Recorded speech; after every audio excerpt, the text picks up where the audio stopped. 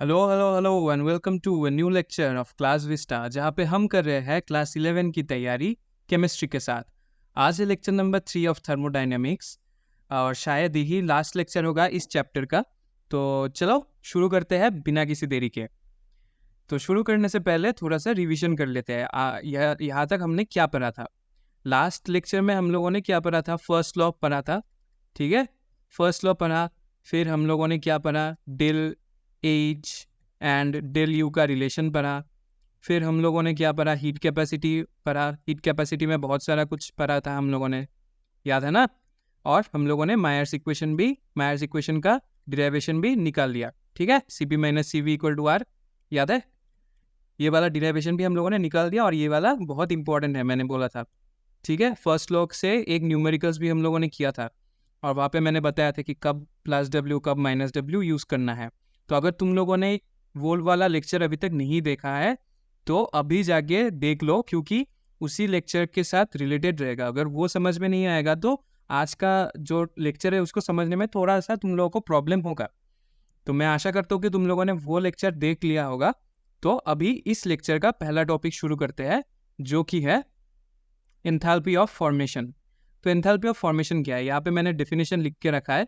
Enthalpy of formation है the enthalpy change that takes place in the formation of 1 mole of compound from its constituent elements under standard conditions 1 atmosphere pressure and 298 Kelvin में 1 mole अगर product कोई form हो रहा है तो उसको हम लोग क्या बोलेंगे, तब जो एंथैल्पी चेंज होगा उसको हम लोग बोलेंगे enthalpy of formation. It is denoted by del H not F, that is standard enthalpy of formation. ठीक है, एग्जाम्पल के तौर पर एक चीज समझ लो, जैसे कि सपोज क्या है, कार्बन। ठीक है, carbon in solid form and oxygen in gaseous form, ये अगर कंबाइन होता है तो क्या हो रहा है, कार्बन डाइऑक्साइड फॉर्म हो रहा है which is also in gaseous form. तो ये जो फॉर्मेशन हो रहा है यहाँ पे तुम लोग देख सकते हो कि 1 mole of carbon dioxide is forming. ठीक है, 1 mole of carbon dioxide is forming and from its constituent elements. Constituent elements कौन कौन सा है, carbon in solid form and oxygen in gaseous form, and 1 mole of product is forming.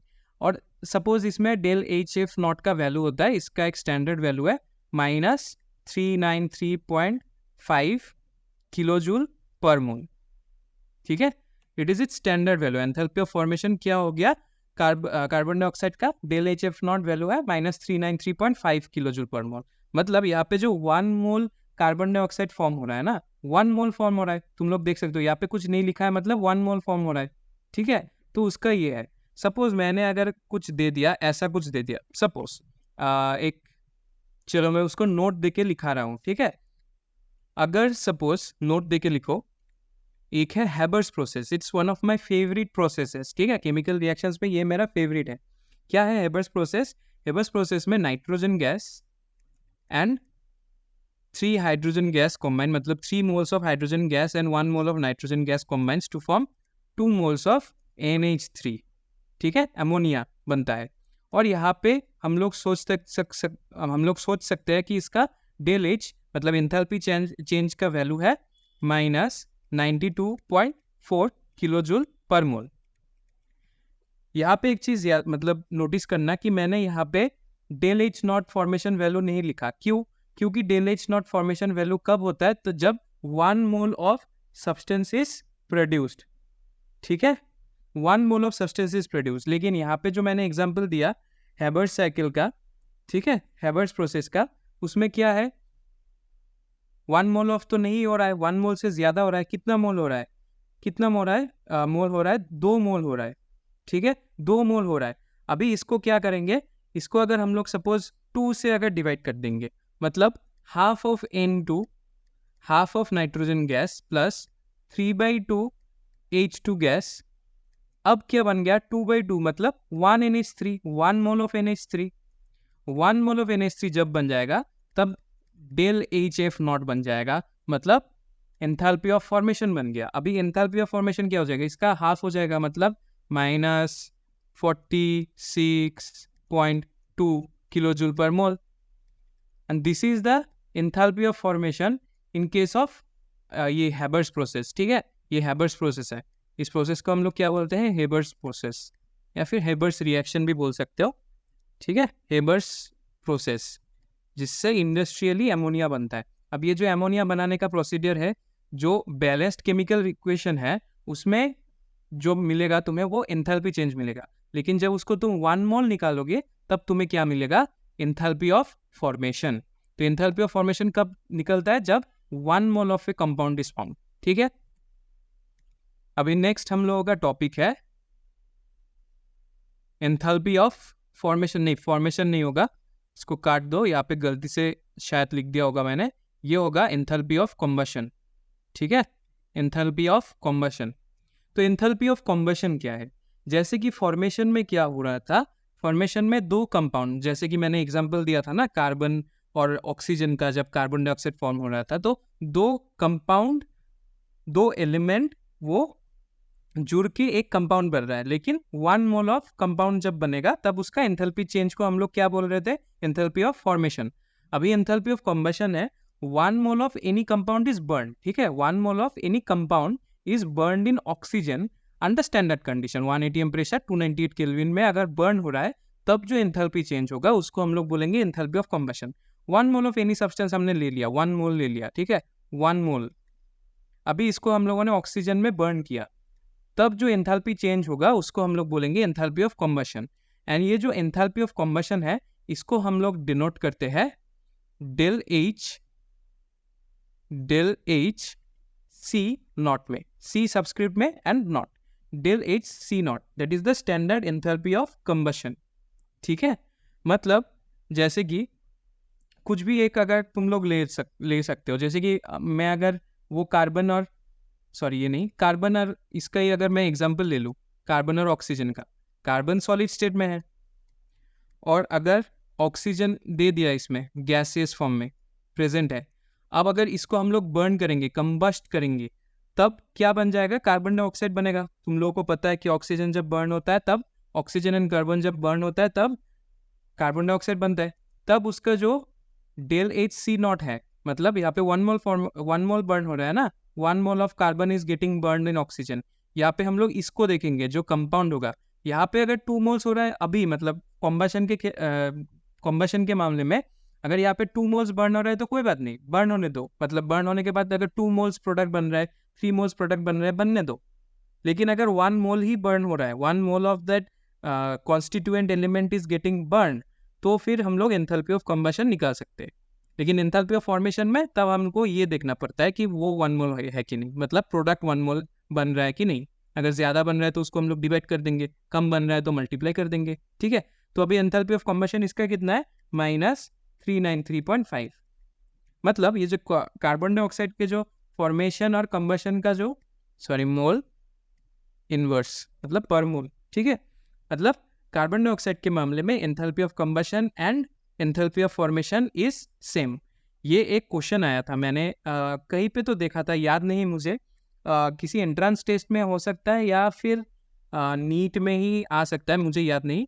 तब उसमें दिया था कि एक ऐसा एग्जांपल बताओ जहाँ पे enthalpy of formation enthalpy of combustion same है। मतलब डायरेक्टली एग्जांपल नहीं पूछा था, ऐसा एक एग्जांपल, मतलब 4 रिएक्शन का ऑप्शन दिया था जहाँ पे मतलब 1 mole of constituent he use हो रहा है और ऑक्सीजन के साथ ही यूज़ हो रहा है, 1 mole of product he formed हो रहा है, तभी मतलब इक्वल होगा ना। तो ऐसा कुछ क्वेश्चन दिया था, याद रखना। अगर ऐसा कुछ क्वेश्चन आ भी जाए, अगर कुछ मतलब बोर्ड्स में तो नहीं आएगा लेकिन कम्पिटिटिव एग्जाम में आ भी सकता है। ठीक है, तो एंथैल्पी ऑफ कम्बशन ये बन गया, मतलब एक कॉन्स्टिट्यूएंट एलिमेंट अगर ऑक्सीजन में 1 मोल बर्न होता है तब उसको हम लोग बोलेंगे, एंथैल्पी चेंज को हम लोग बोलेंगे एंथैल्पी ऑफ कम्बशन। ठीक है, नेक्स्ट क्या है? नेक्स्ट है Hess law of, Hess's law, मतलब Hess law of constant heat summation. ठीक है, हेस नाम के एक साइंटिस्ट ने ये लॉ दिया था। वो क्या बोल रहा है? अकॉर्डिंग टू दिस लॉ क्या बोल रहा है? एट कांस्टेंट प्रेशर और at constant volume the total heat change for a chemical reaction is same whether it takes place in 1 step और ए नंबर ऑफ स्टेप्स। मतलब इसको मैं एक एग्जाम्पल के तौर पे समझा रहा हूँ। ठीक है, एक मतलब दूसरा एग्जाम्पल, केमिकल रिएक्शंस का एग्जाम्पल, मतलब एक जेनेरिक एग्जाम्पल लेके मैं समझा रहा हूँ। सपोज एक 1 स्टेप रिएक्शन है कि ए एंड बी मिक्सअप होता है एंड सी इज फॉर्म्ड। ये एक 1 स्टेप रिएक्शन है। लेकिन अगर एक रिएक्शन ऐसा है कि पहले ए और एक्स मिक्सअप होता है, फिर वाई बनता है, फिर Y के साथ Z मिक्सअप होके कुछ और बनता है, P बनता है, देन P प्लस Q होके B बनता है, then B plus something suppose R बन के C बनता है. Like A is used, B is used and the end product is C. Like this is a multi step. यहाँ पे 4 step हो रहा है, तो मतलब ये एक मल्टी स्टेप है, मल्टी स्टेप रिएक्शन. ठीक है, मल्टी स्टेप रिएक्शन है. ऐसा अगर मल्टी स्टेप रिएक्शन है तब क्या होगा, इसका जो तुम सिंगल स्टेप जो है ना, तो उसका एक एंथैल्पी चेंज होगा, जो सपोज मान लो कि 100 है. ठीक है, 100 किलो जूल पर मोल. और यहाँ पे अगर हर स्टेप का तुम लोग कैलकुलेट करोगे तो देखोगे यहाँ पे शायद 20 होगा, यहाँ पे 20, यहाँ पे 40 सपोज सॉरी 30 और यहाँ पे 30. ठीक है, ऐसा होगा. तो अगर तुम लोग इन चारों को भी प्लस करोगे ना तो आएगा 100 किलो जूल पर मोल. लाइक फर्क नहीं पड़ता कि वन स्टेप में हो रहा है या मल्टी स्टेप में हो रहा है. Hess's law of constant heat summation यही बोलता है कि अगर वन स्टेप में हो रहा है तो वही एंथैल्पी चेंज है, और अगर मल्टी स्टेप में हो रहा है तो each of the changes, like छोटा छोटा जितना भी स्टेप है उसमें जो एंथैल्पी चेंज होगा उसको अगर हम लोग समेशन कर देंगे, मतलब प्लस कर देंगे, जोड़ देंगे, तो सेम ही मिल जाता है. जो सिंगल स्टेप में हो या मल्टी स्टेप में हो, एक ही आंसर आएगा. यही है Hess's law of constant heat summation. ये अब जो Hess's law of constant heat summation है ना, ये तुम्हें लग रहा है कि मतलब थोड़ा सा इजी है, लेकिन इसमें से बहुत टफ क्वेश्चंस भी आता है, बोर्ड्स के टाइम में भी आता है, न्यूमेरिकल स्टेप का आता है. ठीक है, न्यूमेरिकल स्टेप का आता है. चलो एक मैं न्यूमेरिकल का एग्जांपल भी तुम लोगों को करा देता हूँ. चलो ग्रीन में लिखते हैं. सपोज हमें क्या निकालना है, एक एंथैल्पी चेंज निकालना है. किसका? कार्बन इन ग्रेफाइट फॉर्म से कार्बन इन डायमंड फॉर्म का, कार्बन इन डायमंड फॉर्म का निकालना है.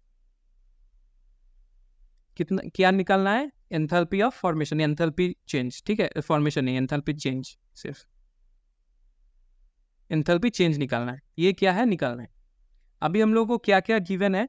एक गिवन है कि एंथैल्पी ऑफ कंबशन क्या है, del H C not of, suppose मान लो ग्रेफाइट दिया हुआ है -393.5 किलो जूल पर मोल, ये हम लोग को गिवन है. And enthalpy of combustion of diamond दिया हुआ है, कितना दिया हुआ है? -395.4 किलो जूल पर मोल. इन सब चीज़ों सिर्फ इतना डेटा दिया हुआ है. ये तुम्हें क्वेश्चन फॉर्म में मिलेगा, शायद वर्ड फॉर्म में मिलेगा. अभी तुमको क्या निकालना है? डेल एच नॉट निकालना है. तो सोल्यूशन इसका कैसे निकालेंगे? हमको सिर्फ ये जो गिवन दो है ना, इससे हम लोगों को निकालना है, इन दोनों से निकालना है. कैसे निकालना है? 1 नंबर क्या बोल रहा है? इक्वेशन 1 क्या बोल रहा है? जो डेल एच सी नॉट है ना, वो क्या है? डेल एच सी नॉट मतलब जब graphite, carbon in graphite form, ठीक है, ग्रेफाइट ऑक्सीजन में बर्न कर रहा है, O2 गैस में बर्न कर रहा है, तब क्या हो जाएगा? CO2 ही आ जाएगा. Carbon and oxygen is getting mixed up, तो कार्बन डाइऑक्साइड ही बन जाएगा. तब उसका डेल एच नॉट है -393.5 किलो जूल पर मोल. ठीक है, अभी इक्वेशन, सपोज इसको हम लोग और एक इक्वेशन नंबर दे देते हैं, इक्वेशन 3. अभी इक्वेशन 2 क्या बोल रहा है? मतलब ये चीज हम लोग को, ये डेटा क्या बोल रहा है कि सी ऑफ ग्रेफाइट तो हम लोगों ने लिख लिया, ये होगा सी ऑफ डायमंड. क्या बोल रहा है? Del H C not of diamond क्या बोल रहा है कि diamond is getting burned in oxygen and it will produce carbon dioxide produce होगा. तो यहाँ पे डेल एच नॉट मतलब एंथैल्पी चेंज कितना है? -395.4 किलो जूल पर मोल. ठीक है, इसको हम लोगों ने इक्वेशन नंबर दे दिया क्या? 4. अभी अगर हम लोग 4 को उल्टा कर देंगे, चलो मैं नेक्स्ट पेज में करा रहा हूं. अगर हम लोग रिवर्स कर देंगे, रिवर्सिंग इक्वेशन 4 को अगर हम लोग रिवर्स कर देंगे तो क्या बन जाएगा? तो उल्टा बन जाएगा. Carbon dioxide in gas will give C of diamond plus O2 gas. अभी एंथैल्पी चेंज भी उल्टा हो जाएगा, तब प्लस था, सॉरी तब माइनस था, अभी बन जाएगा plus 395.4 kilo joule per mole. ठीक है, यहाँ तक क्या था, यहाँ तक -395 था ना, इसको हम लोगों ने फ्लिप कर दिया, इसको यहाँ पे लेके गया और इन दोनों चीज को यहाँ पे लेके आया। ठीक है, फ्लिप कर दिया, अगर फ्लिप कर दिया तो डेल एच नॉट भी फ्लिप हो जाएगा, मतलब उसका साइन चेंज हो जाएगा, नेगेटिव से ये पॉजिटिव बन जाएगा। अभी इसको भी और एक नंबर दे देते हैं। चलो इस रिएक्शन को हम लोगों ने नंबर दे दिया 5। अभी हम लोगों को क्या करना है, 3 + 5 कर देना है। 3 + 5 अगर कर देंगे तो क्या आ जाएगा, सी ग्रेफाइट आ जाएगा, C of graphite plus carbon sorry plus oxygen gas plus यहाँ पे इस साइड में क्या है, कार्बन डाइऑक्साइड गैस है। ठीक है, it will turn into C of diamond plus oxygen gas plus CO2 gas.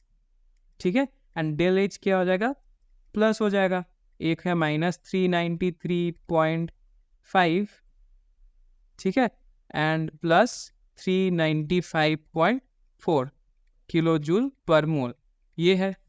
अभी देखो कैंसिल आउट हो रहा है, क्या क्या कैंसिल आउट हो रहा है, इस साइड से ऑक्सीजन, इस साइड से ऑक्सीजन, इस साइड से कार्बन डाइऑक्साइड, इस साइड से कार्बन डाइऑक्साइड, तो बचा क्या, तो हमारे पास क्या बचा, ग्रेफाइट से क्या बचा, C of graphite and it will turn into C of diamond.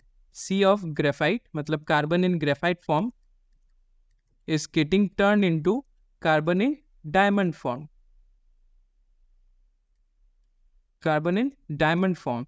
And यहाँ पे डेल एच नॉट कितना है, डेल एच नॉट है 1.9 किलो जूल पर मोल। अभी यही तो हमें चाहिए था। देखो क्वेश्चन क्या था, C of graphite is getting turn into C of diamond, तो डेल एच नॉट कितना है, यही हम लोगों ने निकाला।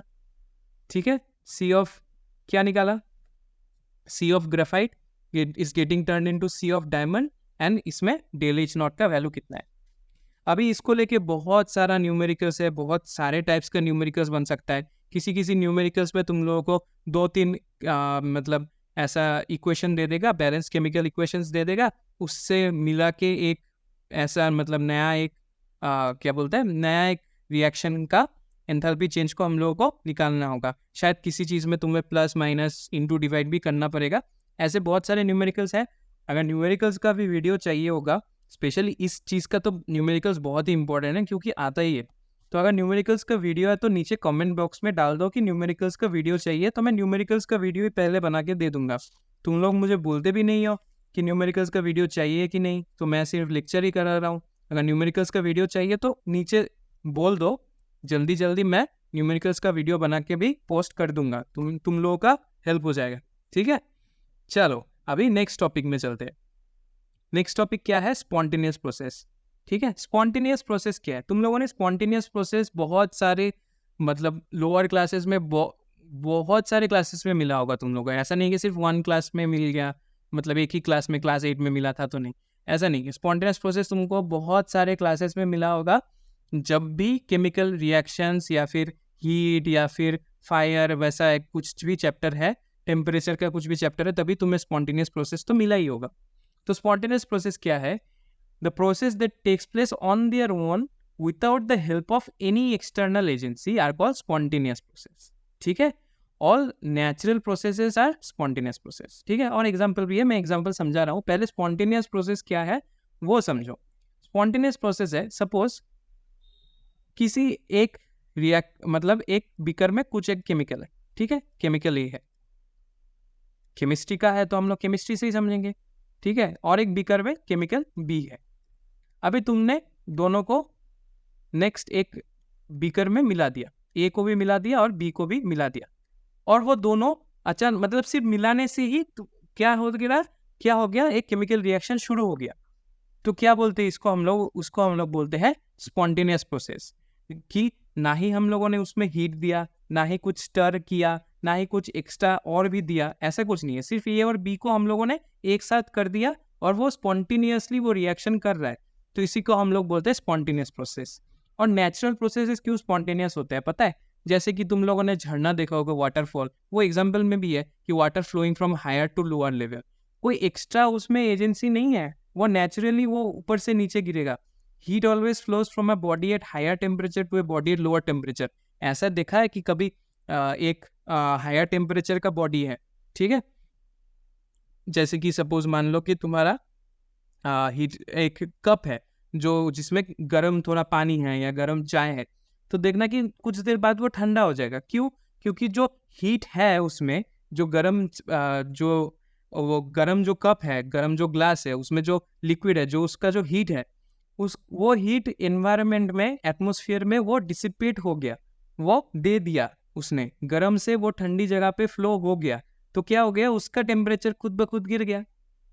ठीक है, तो क्या हो जाता है, body from higher temperature to lower temperature में हीट फ्लो होता है, हायर टू लोअर, ठीक है, higher temperature to lower temperature, higher elevation to lower elevation में पानी गिरता है। ठीक है, ये सब स्पॉन्टेनियस प्रोसेस है, कोई एक्स्ट्रा हम लोगों को चीज करने की जरूरत नहीं है, वो स्पॉन्टेनियसली वो चीज होता है, इसी को हम लोग बोलते हैं स्पॉन्टेनियस प्रोसेस। तो नेक्स्ट क्या है हम लोगों का? नेक्स्ट है गिब्स फ्री एनर्जी। अभी ये गिब्स फ्री एनर्जी क्या है? तो गिब्स फ्री एनर्जी का डिफिनेशन मैंने यहाँ पे लिखा हुआ है, क्या है कि the amount of energy available for doing useful work, ठीक है, under constant temperature and pressure, that is called Gibbs free energy. मतलब इसको एक तुम एग्जाम्पल के तौर पे सोच सकते हो कि तुमने सपोज कुछ खाना खाया, ठीक है, खाना खाने के बाद तुम्हारा कुछ एनर्जी तो चला जाएगा सपोज, अब मतलब बॉडी के प्रोसेसेस में, ठीक है, बॉडी के डाइजेशन वगैरह में कुछ कुछ खाना मतलब एनर्जी तो वहाँ पे चला जाएगा। जो कुछ एनर्जी बाकी रहेगा, जो जिससे तुम पढ़ सकते हो, जिससे तुम खेल सकते हो, जिससे तुम कुछ भी कर सकते हो, कुछ भी घर का काम कर सकते हो, जो यूजफुल वर्क बच जाएगा, उसको तुम्हारे बॉडी का गिव्स फ्री एनर्जी बोल सकते हैं। वैसे ही एक सिस्टम का जो गिव्स फ्री एनर्जी रहेगा, उसका मतलब ही है जो सिस्टम का इंटरनल एनर्जी को छोड़ के, मतलब जो यूजफुल वर्क कर सकता है, उसको ही हम लोग बोलेंगे गिब्स फ्री एनर्जी।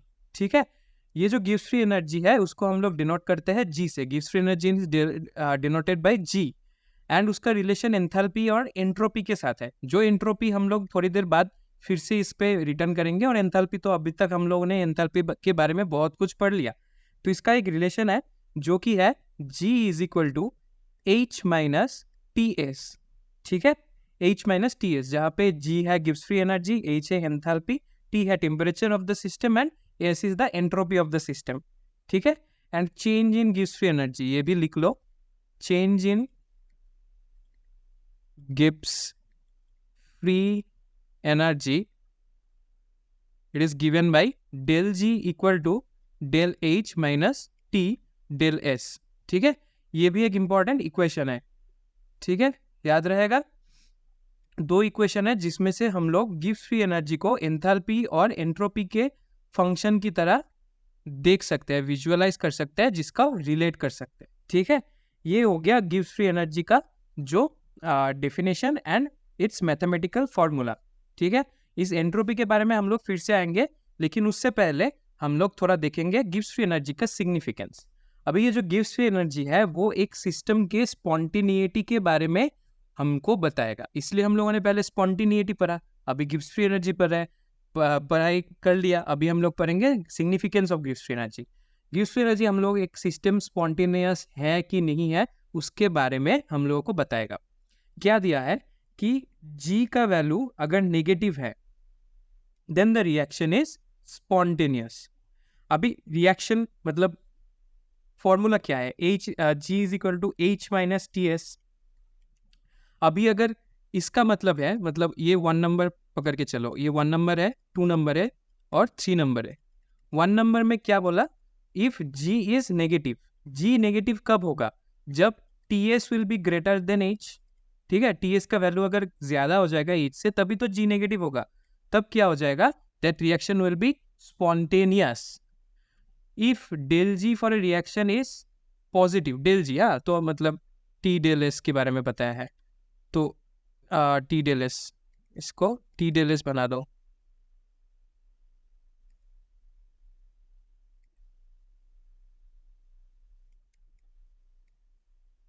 और T del S is greater than H. ठीक है, अभी नेक्स्ट क्या बोला है, del G of a reaction is positive. Del G कब पॉजिटिव होगा, कब पॉजिटिव होगा, जब H will be greater than T del S. Del H will be greater than T del S, तभी तो उस रिएक्शन का डेल जी वैल्यू पॉजिटिव होगा। And if del G for a reaction is zero then the equation is in equilibrium. मतलब अगर del G zero कब बनेगा, जब del H will be equal to T del S, तभी equation will be in equilibrium. This is spontaneous equation, जब negative आ जाएगा। This is non spontaneous reaction, जिसमें पॉजिटिव आएगा डेल जी का वैल्यू पॉजिटिव आएगा। And if it is zero then it will be in equilibrium. Non spontaneous मतलब खुद से हम लोगों को कुछ करना पड़ेगा, कुछ हीट देना पड़ेगा तब, ताकि वो रिएक्शन कंप्लीट हो। तो ये जो गिब्स फ्री एनर्जी है, इसको अगर हम लोगों ने निकाल लिया, डेल जी का वैल्यू अगर हम लोगों ने निकाल लिया, तब हम लोग समझ पाएंगे कि रिएक्शन स्पॉन्टेनियस होगा या हमको हीट देना पड़ेगा उसमें से, या फिर ये रिएक्शन तो पूरे इक्विलिब्रियम में ही है। ठीक है, अभी तुम लोग सोच रहे हो कि डेल जी इसका वैल्यू कैसे निकालेंगे। ठीक है, डेल जी का एक्चुअली वैल्यू कैसे निकलता है पता है। डेल आर जी मतलब del G of a reaction can be calculated as summation of del G of products. ठीक है, del G value of products minus summation of del G of reactants. मतलब ऐसे समझो, सपोज एक reaction है जहां पे small A moles of A plus small B moles of B reacts to form small C moles of C plus small D moles of D. ये एक reaction है, एक टिपिकल रिएक्शन है। ठीक है, इसमें से अगर हम लोग डेल आर जी का वैल्यू निकालेंगे ना, डेल आर जी का वैल्यू निकालेंगे तो क्या हो जाएगा, क्या आ जाएगा, this summation minus this summation of del G values. मतलब क्या आ जाएगा, C into del G of C plus small D into del G of D minus A into del G of A plus B into del G of B. ठीक है, ये हो गया enthalpy of the overall reaction.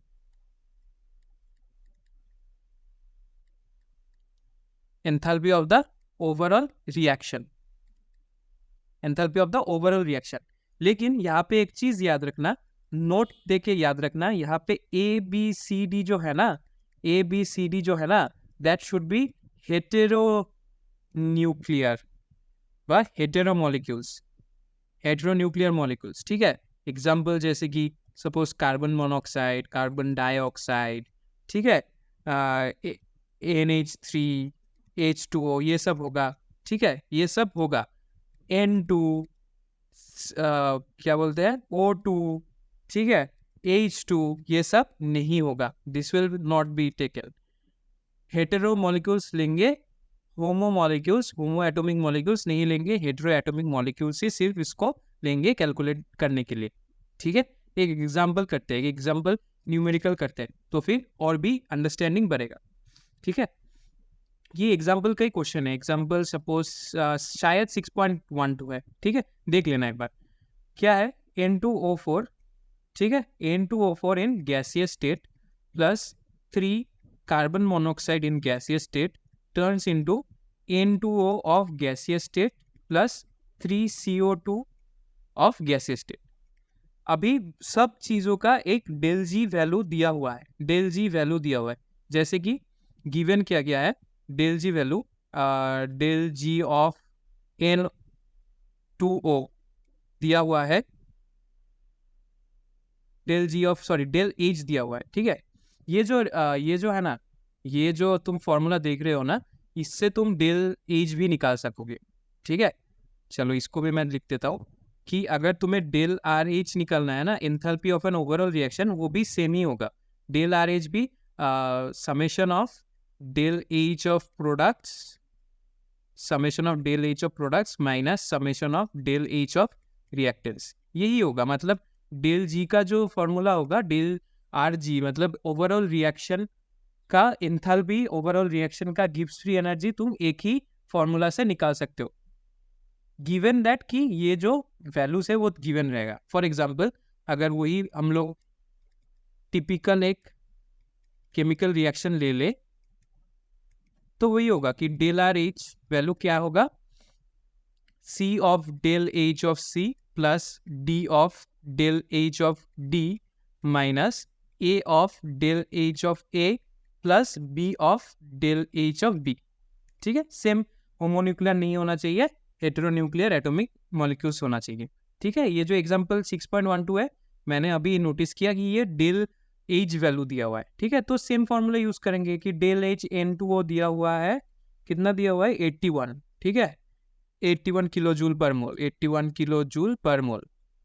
ठीक है, del H of CO2 दिया हुआ है कितना, -393 kilojoule per mole. Then del H of N2O4 दिया हुआ है, डेल एच ऑफ N2O4 कितना दिया हुआ है 9.7। ठीक है, 9.7 kilojoule per mole. And del H of CO दिया हुआ है, CO दिया हुआ है कितना -110 किलो जूल पर मोल। अभी इसका सॉल्यूशन निकालो। ठीक है, इजी है, कैसे निकालोगे, फॉर्मूला क्या है, सॉरी डेल आर एच कैसे निकालोगे, del H of N2O plus 3, क्योंकि 3 मॉलिक्यूल्स है, del H of N2O plus 3 del H of CO2, 3 del H of CO2 minus 1 mole है तो सिर्फ डेल एच ऑफ N2O4, फिर 3 मोल्स ऑफ मतलब plus 3 moles of del H of CO। ठीक है, ऐसे निकालोगे, वैल्यू पुट कर दो, 81 प्लस 3 इंटू -393 माइनस ब्रैकेट में कितना होगा 9.7 प्लस 3 इंटू -110। ठीक है, -110। अभी इसको अगर कैलकुलेट करोगे तो तुम्हारा आंसर आएगा -777.7 किलो जूल पर मोल, 777.7। याद है ना 7 क्या होता है, थाला फॉर अ रीजन। ठीक है, चलो हंसी मजाक बाद में, अभी ये सब कर लेते हैं। तो ऐसा टाइप का क्वेश्चन आ सकता है। अब याद रखना यहाँ पे देखना कि यहाँ पे सब मॉलिक्यूल्स जो है ना N2O4, CO, N2O, CO2, ये सब हेटेरो एटॉमिक मॉलिक्यूल्स है, हेटेरो एटम्स दिया हुआ है मैंने। अगर क्वेश्चन में इसके एक कुछ भी रिएक्शन दे दे लेकिन लास्ट में क्या है ऑक्सीजन दे दिया, तभी उसका हम लोग कैलकुलेट नहीं करेंगे, उसको 0 पकड़ के चलेंगे, इसको 0 पकड़ के चलेंगे। ठीक है, याद रखना ये सब, यही सिर्फ याद रखना, बाकी तो तुम्हें सिर्फ प्लस माइनस करना है, ऐसे बिठा के करना तो ईजी है, तुम्हें इजीली आ जाएगा। सिर्फ इसी चीज को दिमाग में रखना है कि हेटेरो मॉलिक्यूल्स का ही सिर्फ डेल एच कैलकुलेट करेंगे एंड होमो मॉलिक्यूल्स का नहीं करेंगे। ठीक है, अभी नेक्स्ट टॉपिक क्या है, नेक्स्ट टॉपिक है relationship between del G and KC। तो रिलेशन में इसका जो डिराइवेशन है ये इंपॉर्टेंट नहीं है, सिर्फ एक रिलेशन याद रखना है, क्या है कि del G is equal to -2.303 RT log of KC। ठीक है, या फिर तुम्हें ये भी याद रख सकते हो तो del G equal to RT ln natural log of KC, यहाँ पे log base 10 and that is natural log base E में। ठीक है, इसको तुम बॉक्स में लिख के रख सकते हो, क्योंकि किसी किसी चीज में ये फॉर्मूला से भी तुम्हें याद मतलब आंसर आ जाएगा। अगर डेल जी ऐसे चीज से मतलब बाकी सबका एक इक्वेशन दे दिया और बाकी सबका डेल जी वैल्यू दे दिया, सिर्फ तुम्हें समेशन करके दिखाना है, तो तुम इस फॉर्मूला को यूज करोगे जो मैंने यहाँ पे लिखा है, इस एग्जाम्पल में दिया हुआ है, या फिर यहाँ पे भी मैंने वो फॉर्मूला लिखा हुआ है। ठीक है, सॉरी, ये वाला फॉर्मूला यूज करोगे, अरे ये वाला फॉर्मूला यूज करोगे।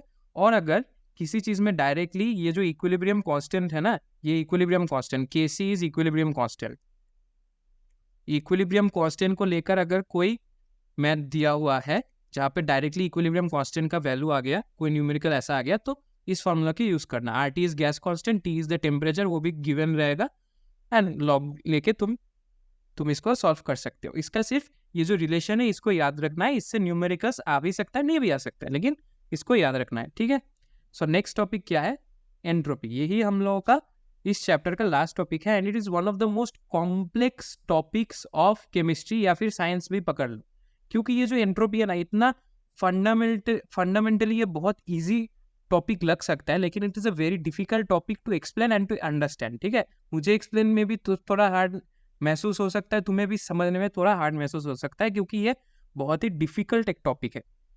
ठीक है, फिर भी समझने की कोशिश करो। क्या है कि जो एंट्रोपी है ना, ये एक चीज़ के रैंडमनेस को मापता है। अब एक चीज़ के रैंडमनेस को तुम लोग मापोगे कैसे? ठीक है, इसको तुम मेजर कैसे करोगे? ठीक है, क्या होता है, सपोज तुम एक घर में बैठे हो, अपने घर में बैठे हो, लेकिन तुम बहुत ही मतलब डिस्ट्रैक्टेड हो, तो अभी पढ़ने बैठे हो, फिर उसके बाद थोड़ा अपने ही रूम में तुमने थोड़ा पैदल चल लिया, एक कोने में गया, फिर दूसरे कोने में गया, फिर मिडिल में आके बैठ गया, फिर से तुम चलने शुरू कर दिया, कभी मोबाइल चार्ज में लगा दिया, कभी बुक्स खोल के बिस्तर पे सो गया। ये जो रैंडमनेस है, इसके मेजरमेंट को ही हम लोग बोलते हैं एंट्रोपी। अभी सपोज एक बॉक्स है, ठीक है, एक बॉक्स दिया हुआ है, उसमें बहुत सारा मॉलिक्यूल्स है। अभी ये जो मॉलिक्यूल्स है वो बहुत रैपिडली मूव करेगा। ठीक है, तो ये जो रैपिड मूवमेंट हो रहा है, ये जो रैंडम मूवमेंट हो रहा है, इसके मेजर को ही हम लोग बोलते हैं एंट्रोपी। ठीक है, it is a property of A system which measures the randomness और अमाउंट ऑफ डिसऑर्डर, कितना डिसऑर्डर है सिस्टम में, इसको हम लोग मेजर करते हैं। मैथमेटिकली इसको हम लोग क्या लिख सकते हैं पता है? मैथमेटिकली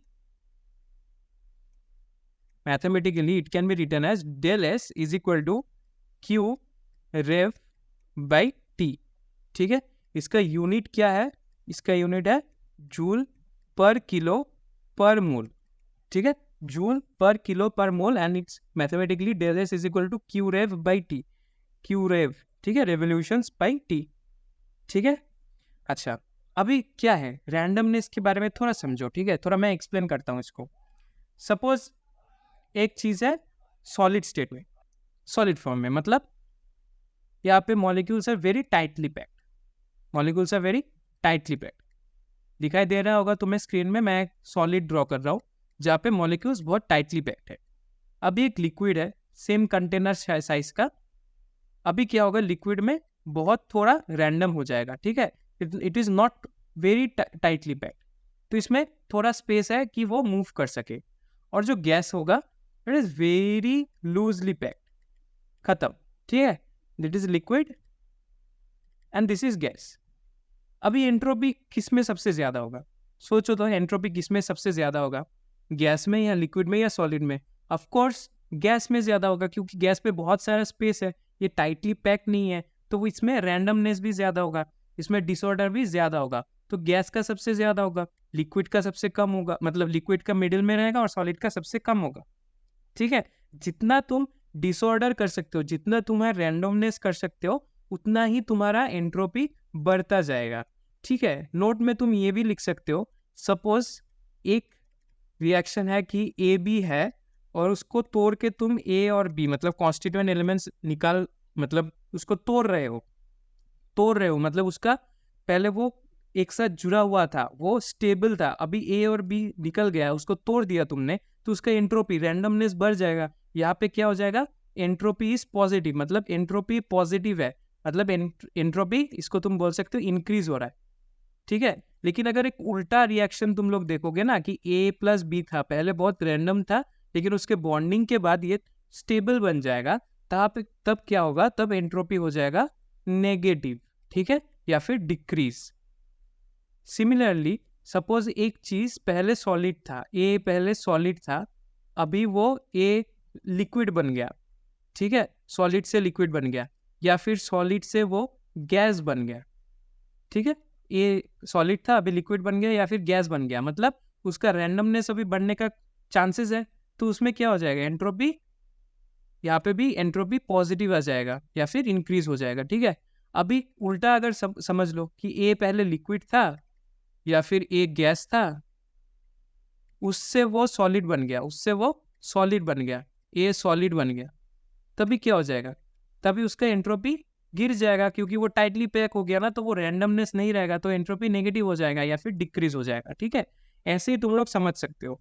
कुछ एग्जाम्पल्स ऐसे दे सकता है, जैसे कि water flows from high level to lower level, ऊपर से नीचे अगर वाटर गिरेगा तो उसका एंट्रोपी पॉजिटिव हो जाएगा, मतलब इंक्रीज हो जाएगा।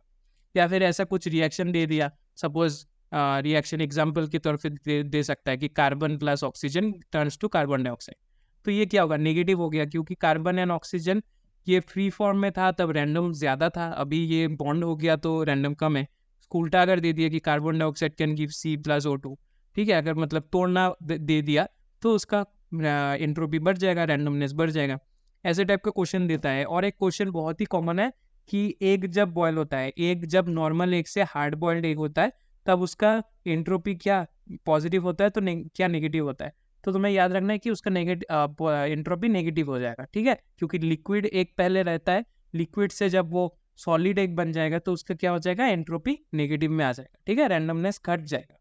तो इसको याद रखना है। एंड एंट्रोपी इसी छोटा मोटा चीज़ ही आता है एंट्रोपी से, लेकिन entropy is a very interesting topic.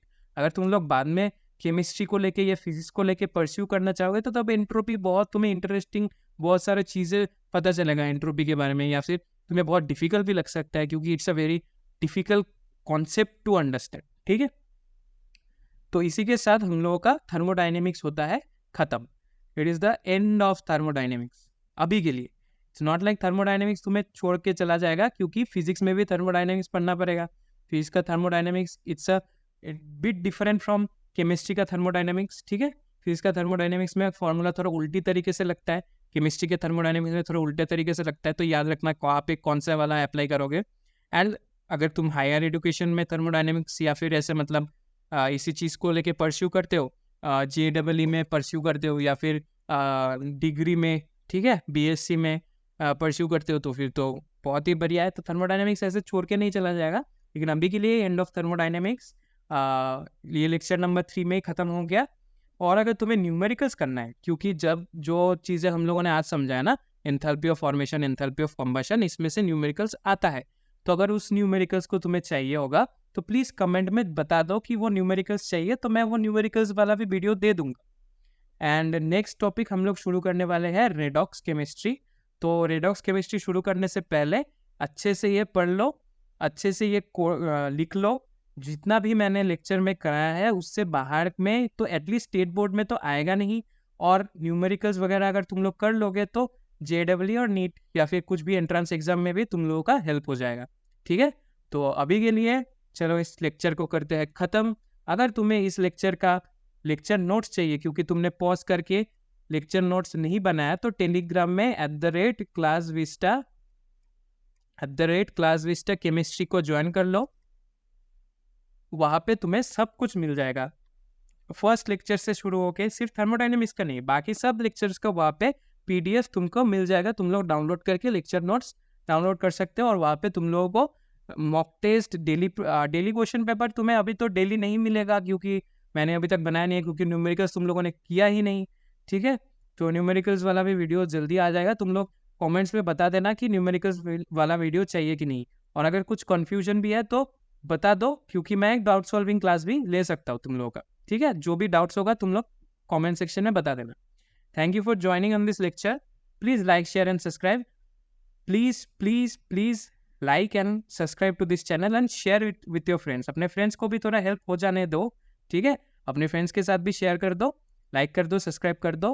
And मिलते हैं हम नेक्स्ट लेक्चर में। तब तक के लिए बाकी वीडियोस से देख सकते हो, एंड नोट्स बनाते रहो, पढ़ते रहो, ठीक है। मिलते हैं नेक्स्ट लेक्चर में। Bye bye.